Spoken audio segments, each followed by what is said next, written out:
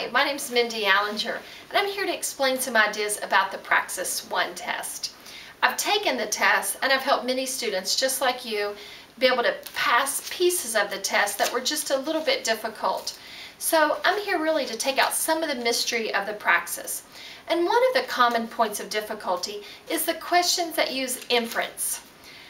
And a common way to understand inferences is really when you read between the lines. It's a little bit of a combination between what the text says or the passage and what you know, what you bring as a reader to that question.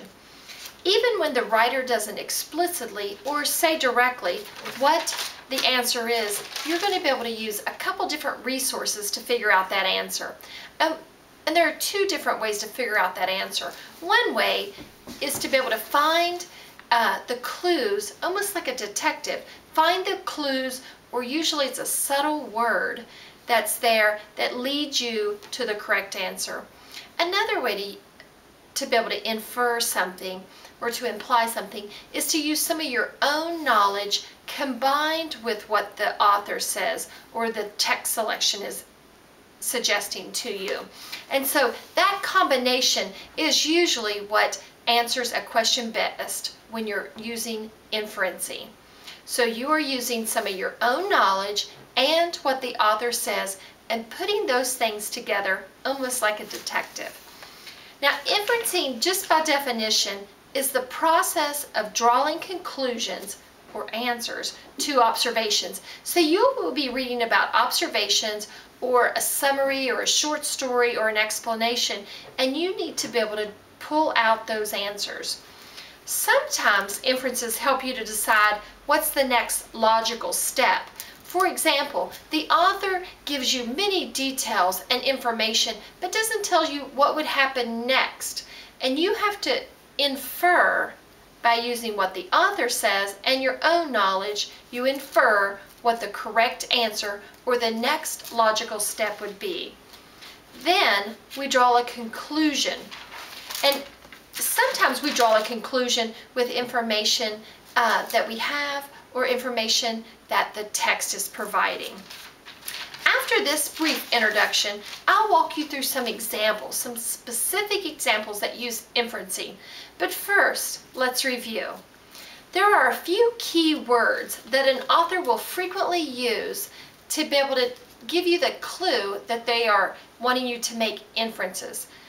Three of those key words that we've pulled from the Praxis test are imply, conclusion, and suggest.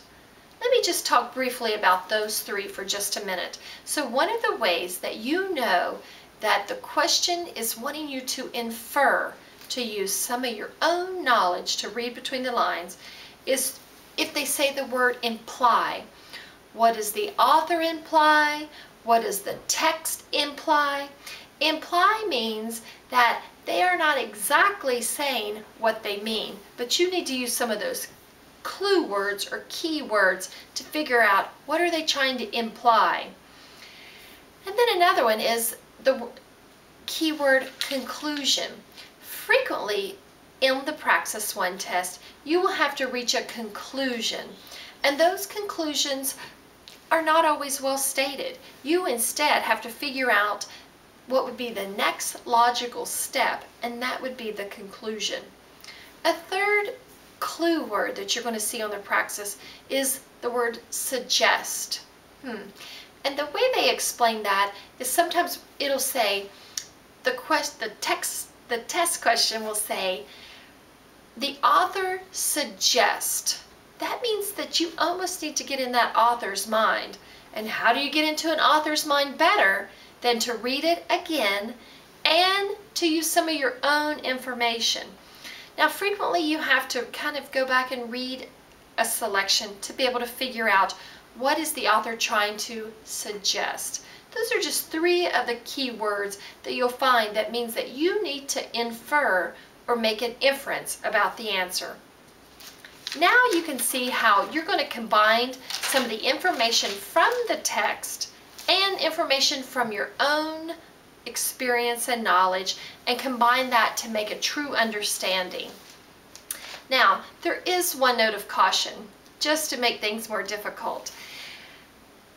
There is sometimes just enough information that you can make a logical conclusion or a suggestion or an implication, like some of those keywords I just mentioned. But instead, other times there's not enough information. And frequently on the test answer selection, there will be 5 options, an option A, B, C, D, or E. And option E is unstated. An unstated refers to an answer that there is just not enough information for. So you're going to have to constantly make that evaluation. Okay, the text is giving me some information. I'm going to use some of my own information, but is there enough information to make that inference or that implication?